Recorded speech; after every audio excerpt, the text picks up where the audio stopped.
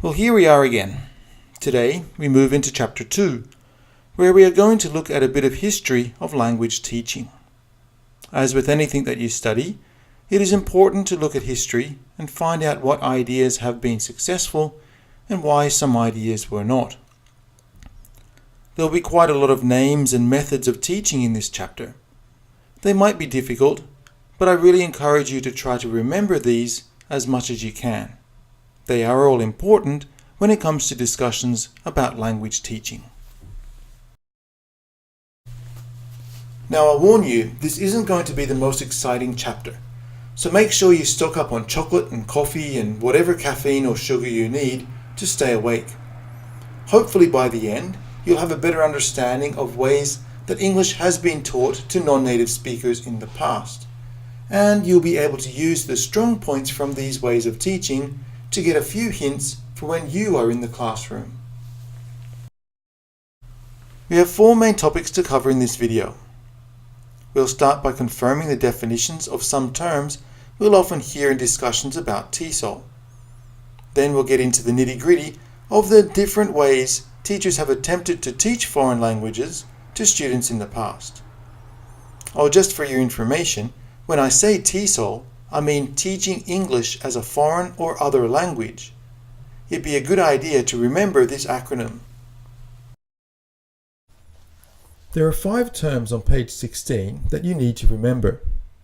Actually, there are 6, but I'll get to the 6th in a minute. A lot of people tend to mix some of these around a bit, but if you want to be accurate, it would be best to follow the descriptions given on page 16, which I have summarized even further here. The first point I'd like to make is the difference between approach and method. Basically, approach refers to the way you believe languages are learned effectively, and in turn, how they should be taught. Method, on the other hand, refers more to what is going to happen in the classroom, but it is a little broader than technique, which looks at the specific exercises, tasks, and activities that you do in the classroom. Now just be careful of the difference between curriculum and syllabus, which is the 6th term I was talking about a minute ago. The way that they are described in the textbook might be a little confusing. Generally, curriculum refers to the overall plan given by an institution which you have to complete in order to graduate. On the other hand, syllabus is about the weekly plans and guidelines for each subject within the curriculum. When you first entered university, you probably looked at a curriculum that you need to follow to graduate. At the beginning of this course, I gave you a syllabus to show you what you are going to do each week, the textbook we are going to use, assessment, and a few other specifics. I hope that is clear. Let's have a quick discussion about this topic. We understand that an approach refers to the beliefs someone has about teaching, language, and language learning. Imagine you have a teacher who is doing some study, and halfway through a course that he is teaching, decides that the way he has been thinking about teaching might not be the most effective way. Therefore, he decides to change the way he teaches. Now, because of the change in approach, students may become confused. Do you think that that teacher should change immediately, even though the course has already begun, or wait until the end of the course and he has new students? Get your ideas together and let's have a chat about this during class.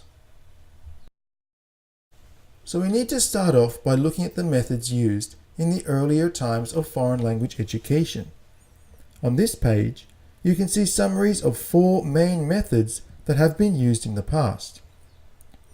The grammar translation method, or classic method, is pretty easy to understand, as it just requires students to translate the target language, or TL, into their L1, that is, first language.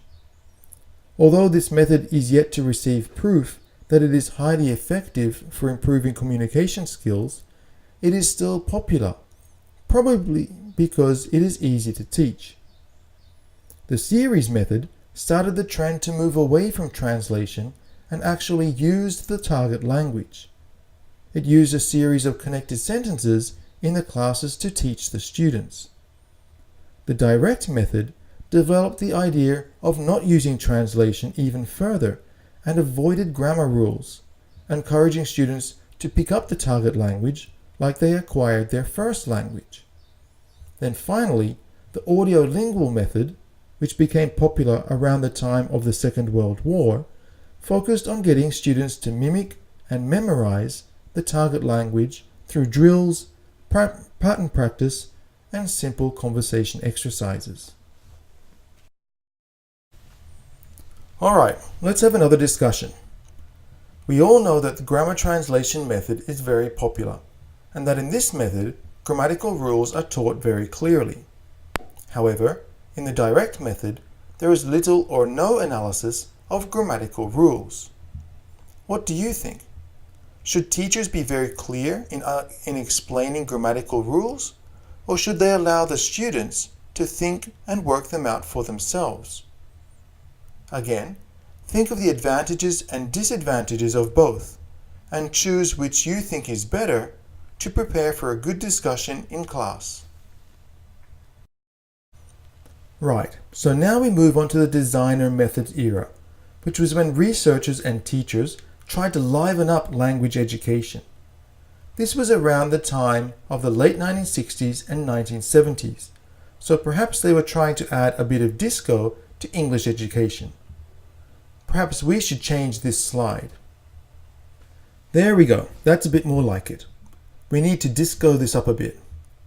So put really simply, first, community language learning focused on the social aspect and friendly atmosphere of the classroom.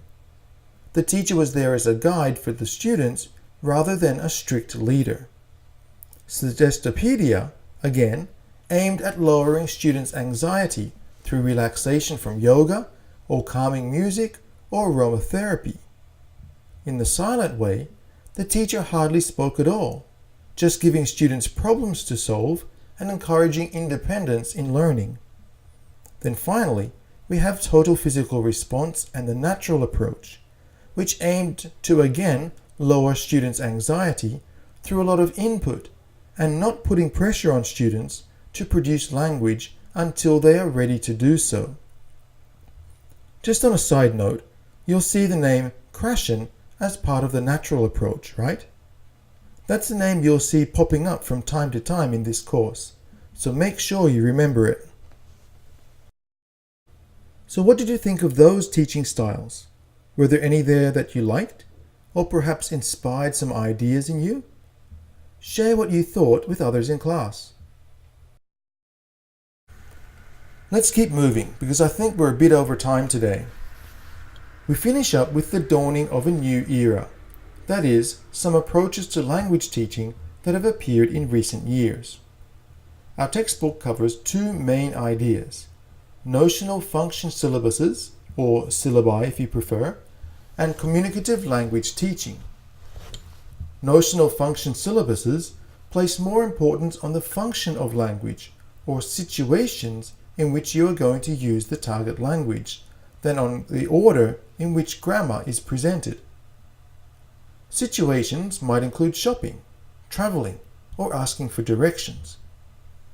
Communicative language teaching is very broad and difficult to discuss in a short video like this one.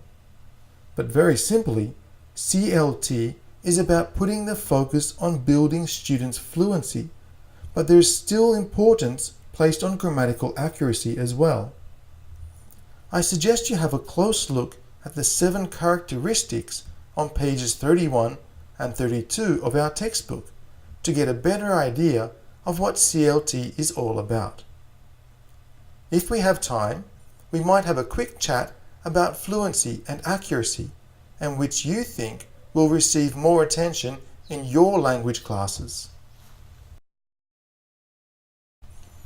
Okay, well that is it for this chapter.